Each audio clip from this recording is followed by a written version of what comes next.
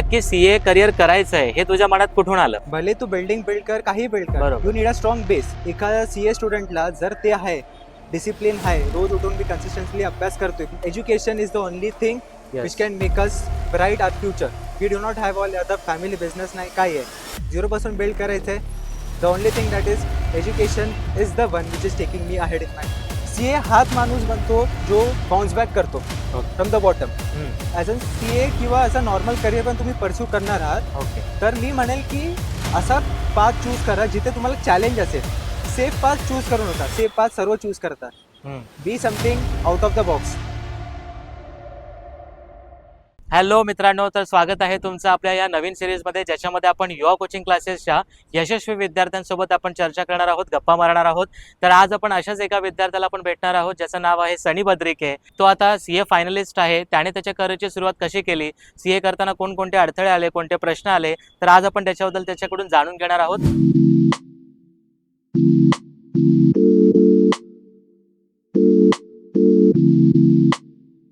Hello सनी, welcome. कसा आहेस मग? मस्त दादा. येस.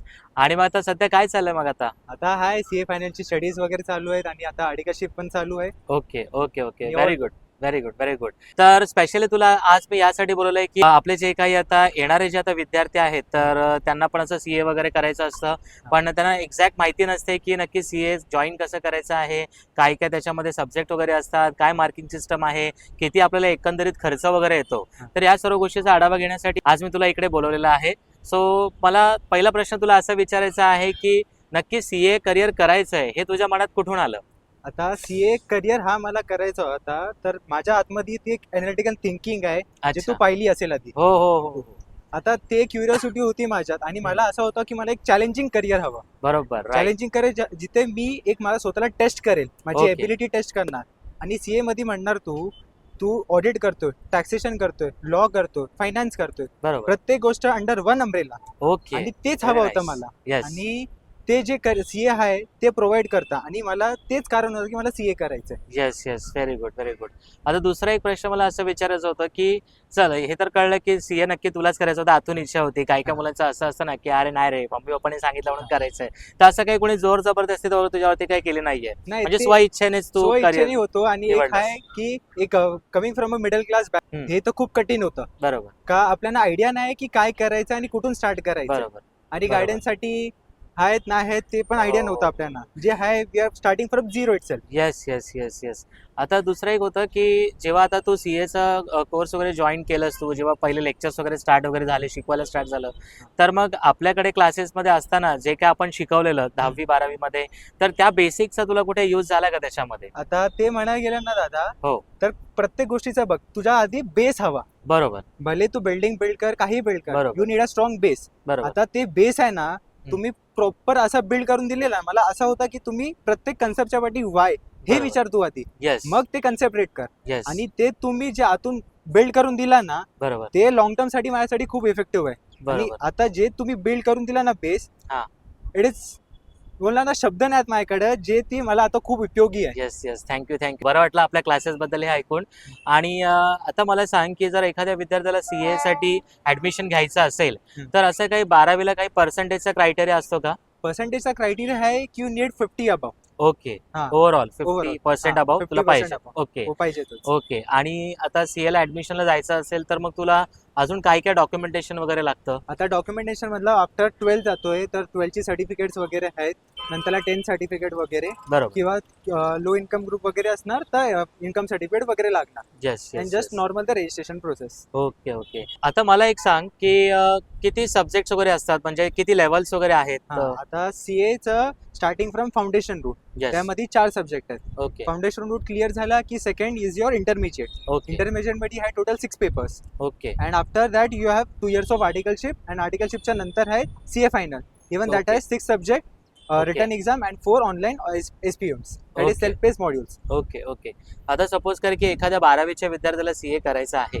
आता जेव्हा तो फाउंडेशनला जेव्हा ऍडमिशन वगैरे घेतो, तर बेसिक त्याची काय तयारी असेल, म्हणजे त्याने 12वीला कुठल्या विषयावरती जास्त भर दिला पाहिजे? आता 12वीच्या बोलणार तर अकाउंटिंग, जे Okay. अकाउंट सब्जेक्ट आहे, आणि मॅथमॅटिक्स आणि इकॉनॉमिक्स, हे ओके 3 मेजर सब्जेक्ट आहेत ना, ओके ते 12th पासून बेस क्रिएट झालाच पाहिजे. सो ओके दॅट फाउंडेशनला तुला त्रास नाही होणार की कन्सेप्ट नवीन आहे ती कळत नाही किंवा बाउन्सर जाते. बरोबर. 12th ला बेस आहे, ठीक आहे, फाउंडेशन इझी जाणार तुझी. Okay okay.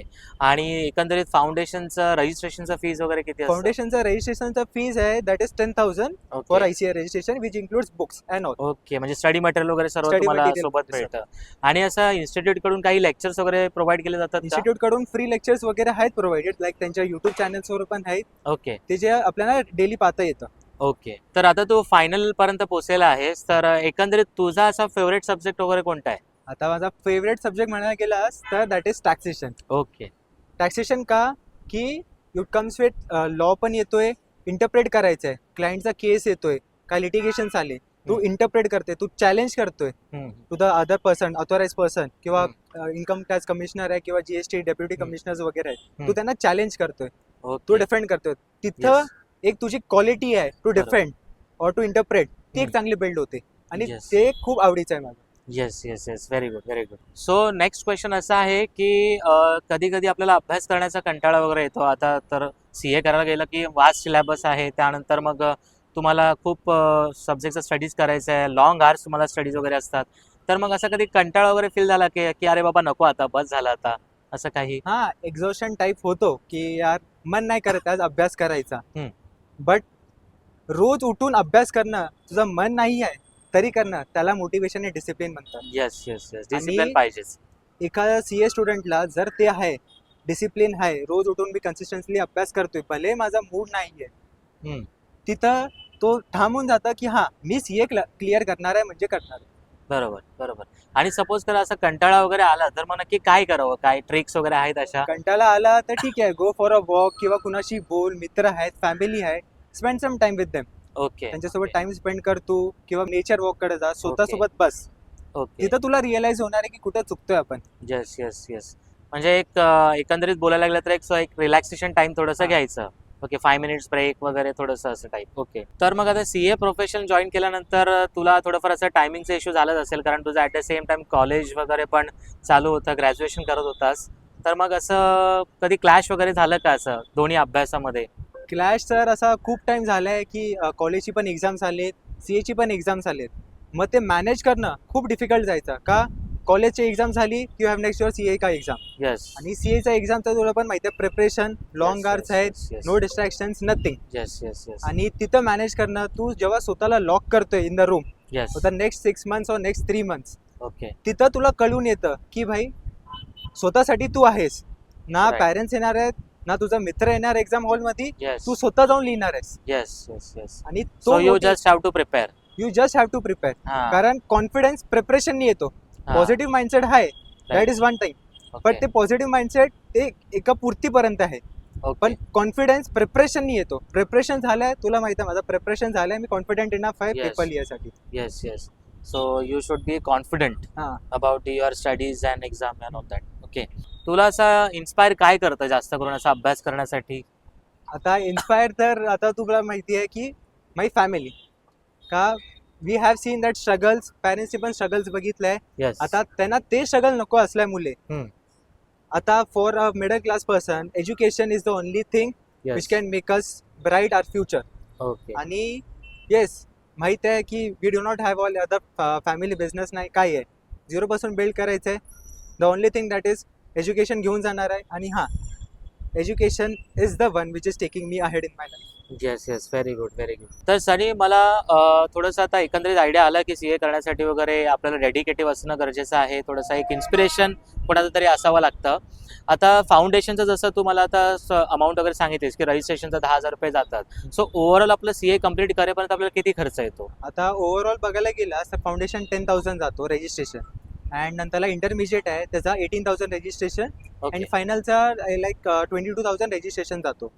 तो ओव्हरऑल रजिस्ट्रेशन कॉस्ट येतो 50,000 पर्यंत. अँड अपार्ट फ्रॉम दॅट जर तू क्लासेस वगैरे घेतलेस that will come out like 1 lakh किंवा 1.2 lakhs पर्यंत जातोय तुझा कॉस्ट. ओके. म्हणजे ओव्हरऑल इफेक्टिव्ह कॉस्ट वगैरे सर्व इफेक्टिव्ह क्लासेस वगैरे घेतलेस, येस. कॉस्टिंग वगैरे चांगली झाली हा. तुझी तर 1.2 lakhs पर्यंत जातोय हा. तुझा कॉस्ट. दॅट मीन्स क्लासेसची कॉस्ट हे डिफर करेल की classes to classes. Classes to differ करणार. Okay okay okay. तर आता मला खर्चाचा आढावा आलेला आहे. आता मला हे सांगू शकतोस का म्हणजे की ओव्हरऑल किती वर्ष तरी लागतात कम्प्लीट व्हायला? आता ओव्हरऑल बघायला गेला तर फाउंडेशन लाईक आफ्टर 12 केला तुम्ही तर लाईक आफ्टर 12 तर डायरेक्ट मे मध्ये एक्झाम होणार. मेच्या नंतर देन यू हॅव 9 मंथ्स का study period for CA inter.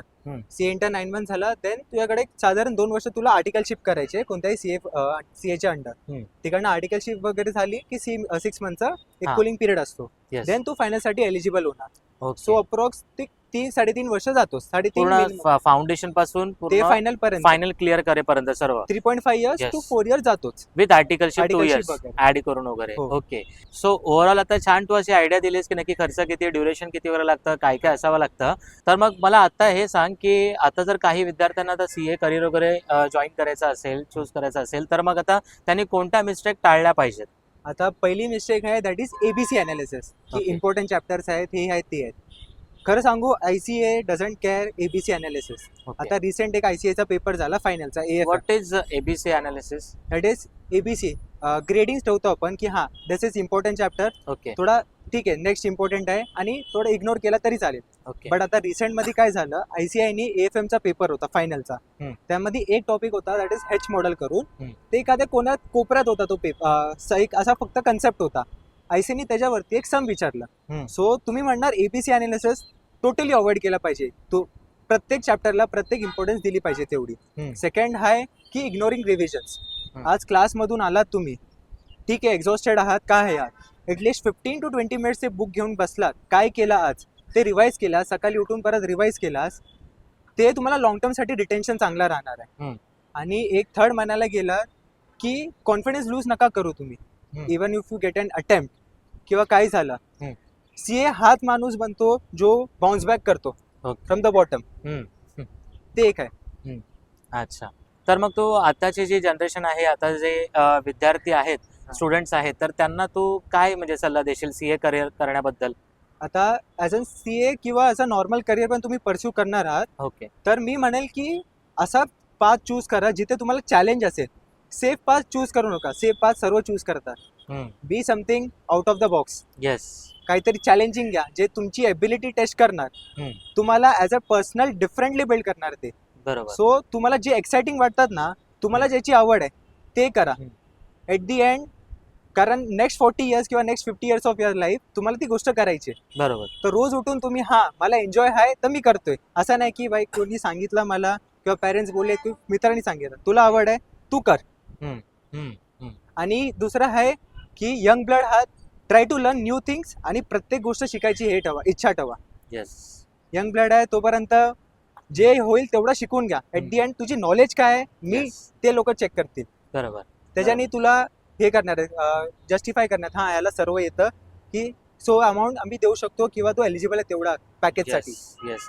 म्हणजे नॉलेज गेन करा स्किल अपस्किल करत राहा स्वतःला त्याच्याने तुम्हाला पुढे पॅकेजेस वगैरे मिळत राहणार आहेत.